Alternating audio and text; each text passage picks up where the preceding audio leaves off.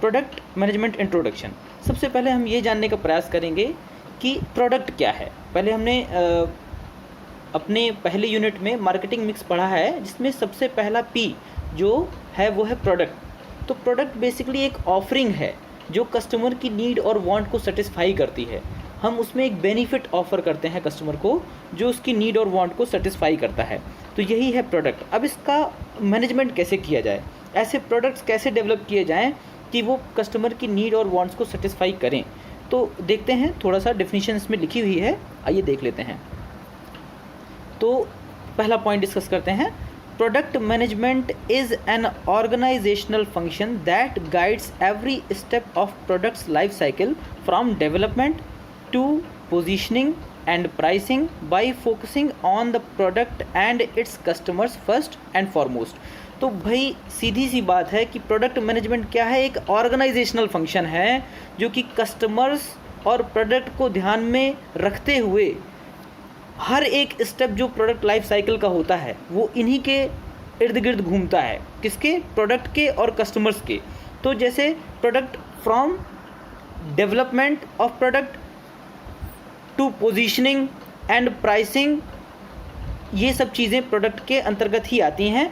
तो product development कैसा होना चाहिए कि वो कस्टमर की स्पेसिफिक नीड को सेटिस्फाई कर सके, स्पेसिफिक वांट को सेटिस्फाई कर सके, ऐसा प्रोडक्ट हमें डेवलप करना है। उसके लिए हमें रिसर्च करनी पड़ेगी, कस्टमर से बात करनी पड़ेगी, सारी जानकारी रखनी पड़ेगी। तो ऐसा हमें प्रोडक्ट डेवलप करना है जो कस्टमर की नीड और वांट को क्या करे, सेटिस्फाई करे। अब पोजीशनिंग क्या होती है? पोजीशनिंग का मतलब होता है creating an image in the minds of customer is called positioning. Customer के दिमाग में अपने प्रोडक्ट की एक इमेज, एक रेपुटेशन, एक ब्रांडिंग, एक इमेज क्रिएट कर देना उसके दिमाग के अंदर, ताकि जब वो प्रोडक्ट परचेज करने जाए तो उसको कस्टमर से डिफरेंशिएट कर पाए, कॉम्पिटिटर के प्रोडक्ट से डिफरेंशिएट कर पाए। कस्टमर के अंदर ये कैपेसिटी डेवलप हो, ऐसी पोजीशनिंग उसके दिमाग में कर पाएँ। और पोजीशनिंग भाई कैसे करेंगे? सारा प्रमोशनल टेक्निक्स यूज़ करके, वो हम पहले यूनिट में डिस्कस कर चुके हैं काफ़ी सारी टेक्निक्स। ठीक है, एडवर्टाइजिंग के थ्रू, सेल्स प्रमोशन के थ्रू, और भी बहुत सारी टेक्निक्स हैं प्रमोशन की, banners, posters, outdoor advertising, direct marketing, बहुत सारे तरीके हैं जिनसे हम कस्टमर के दिमाग में अपने प्रोडक्ट की इमेज क्रिएट कर सकते हैं।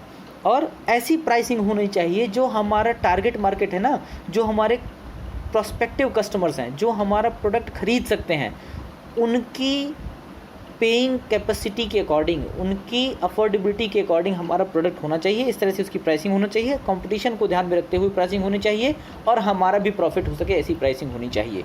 तो प्रोडक्ट में ये सारी चीज़ें जो प्रोडक्ट का लाइफ साइकिल में फ्रॉम द डेवलपमेंट और उसको कस्टमर के घर तक पहुँचाने तक, सारी चीज़ें किस में आएंगी? प्रोडक्ट मैनेजमेंट के अंदर आएंगी। आइए सेकेंड पॉइंट डिस्कस करते हैं। To build the best possible product managers advocate for customers within the organization and make sure the voice of the market is heard and heeded। कुल मिला के अगर प्रोडक्ट मैनेजर्स को ये ध्यान रखना पड़ेगा, क्योंकि अगर आपको बेस्ट पॉसिबल प्रोडक्ट बनाना है तो कस्टमर की जो वॉइस है, जो कस्टमर की नीड है, वांट है, वो विद इन द ऑर्गेनाइजेशन उनको डिस्कस करनी पड़ेगी।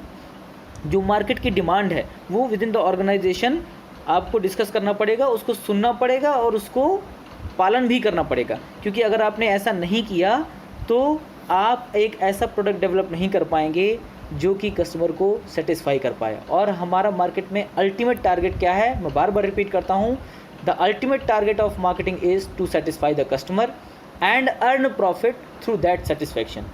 हमें जो मार्केट में प्रमुख उद्देश्य है, मुख्य उद्देश्य है, वो कस्टमर को सेटिस्फाई करना है अपने प्रोडक्ट और सर्विसेज के थ्रू, ताकि कस्टमर सेटिस्फाइड हो, और उस सेटिस्फैक्शन के थ्रू हमें अर्निंग करनी है, अपनी सेल्स बढ़ानी है। तो हमें इससे क्या फ़ायदा होता है कि हमारा कस्टमर रिटेन रहता है, हमारे पास हमेशा रहता है, रिपीटेड परचेस करता है और हमारा प्रॉफिट बढ़ता जाता है। इकोनॉमीज़ ऑफ स्केल का, थोक की बचत का फ़ायदा होता है। बार बार कस्टमर रिपीटेड परचेस करेगा और हमारी क्वांटिटीज़ ज़्यादा सेल होंगी तो हमें प्रॉफिट भी ज़्यादा होगा। तो ये जान चुके हैं, क्योंकि customer is the king of marketing. अब ये तय हो चुका है, कस्टमर ही डिसाइड करता है कि उसे क्या परचेज़ करना है और क्या नहीं करना है, क्योंकि वो भैया वही पेमेंट कर रहा है। चलिए आगे बढ़ते हैं। हाँ, तो अब थर्ड पॉइंट है, थर्ड पॉइंट क्या है?